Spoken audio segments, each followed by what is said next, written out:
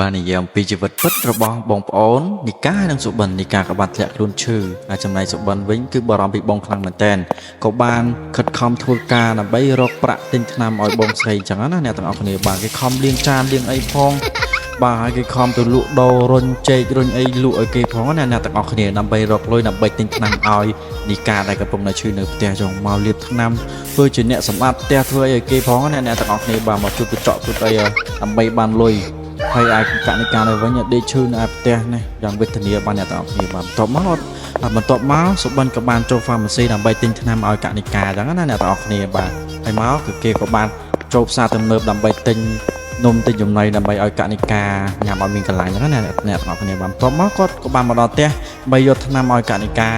ញ៉ាំហើយទៅក៏បានយករៀបចំម្ហូបរៀបចំអីចឹងទៅបាទបន្ទាប់មកកណិកាក៏បានជាហើយសុបិនក៏បានទិញរ៉ូបឲ្យនាងថ្មីបាទនាងសោយសប្បាយរីករាយខ្លាំងមែនតើបាទអ្នកទាំងអស់គ្នាបាទ